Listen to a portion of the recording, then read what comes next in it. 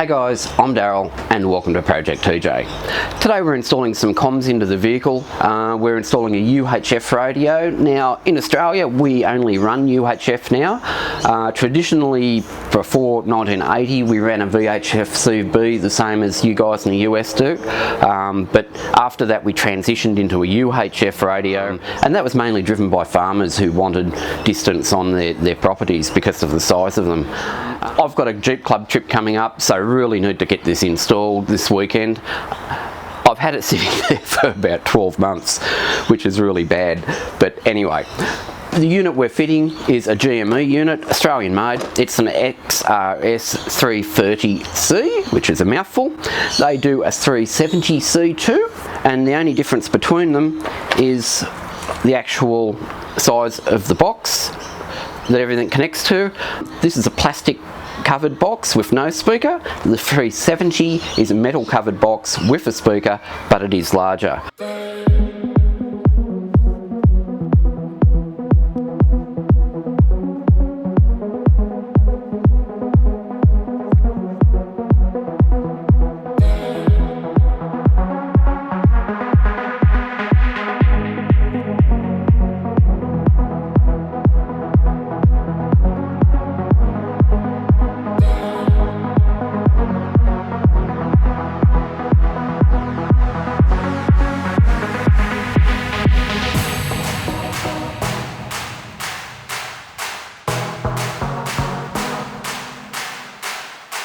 On to some of the reasons why I chose this. Your microphone, that can be hidden anywhere, and there's an extension lead that comes with it where you can put in the connector to connect your microphone. So that can be quite a way away from where you actually mount it in the dash. If needed, I'm hoping we can mount it in the dash somewhere. Everything is controlled through the handset. With the 330, you get the traditional clip-on at the back. With the 370 you get a magnetic attachment. I've upgraded this to the magnetic attachment, which is worth its weight in gold. It was about a $20 part, and they're available separately through any GME dealer or online. I'm going to mount this where the ashtray goes in the dash of your TJ. On mine, I don't have an ashtray and I've just got a blanking plate, so this will fit quite well there. So that's why I'm using that space for. The good parts about this unit, it's a fairly tricky little unit. With the handset, it's got an OLED display, so it's top end there. And one of the really good things is, and I don't know about you, when I've used CBs or the like in the past, hearing them is an issue, and there's normally people putting external speakers or whatever on. You can do that with this. However, in the front of the handset is where the speaker comes out. So if you're holding it there, it's actually pointing at your face. So from my perspective, I think that's a really good thing to start with. It does a whole heap of stuff. I'm not going to go into all of them today, but it does do some stuff where it connects to an app on your phone. There's an Android and an iPhone app.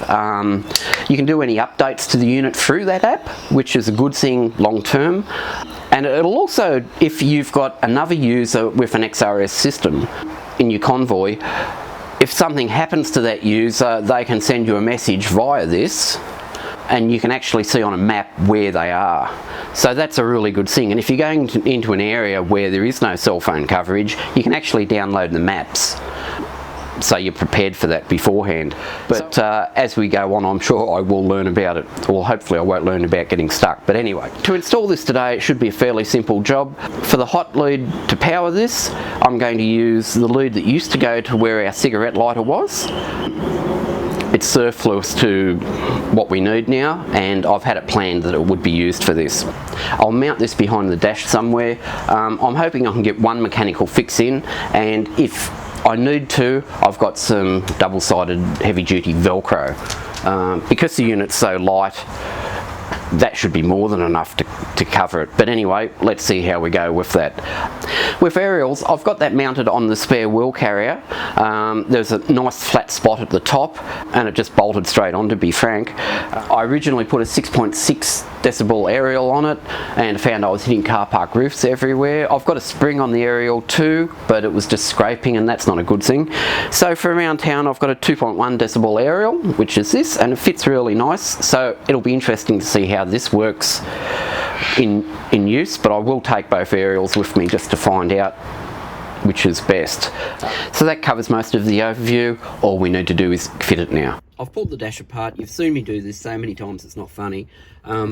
So this is our power lead and our negative lead that we're using. That used to go to the cigarette lighter as stated. We'll just trim these off.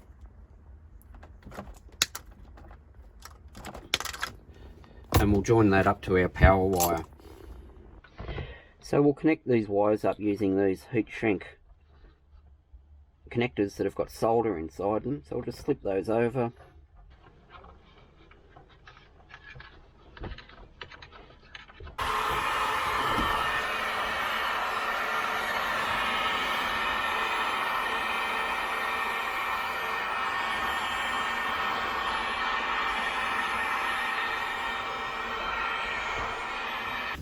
So I've got this radio all connected up to power, antenna and extension lead at the front, and I've put the cradle on it and some dual lock tape.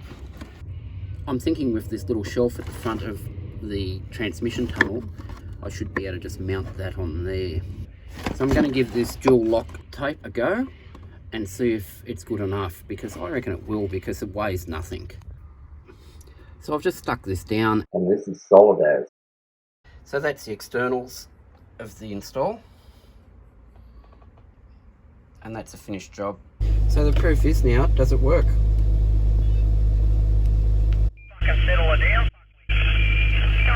It appears it does.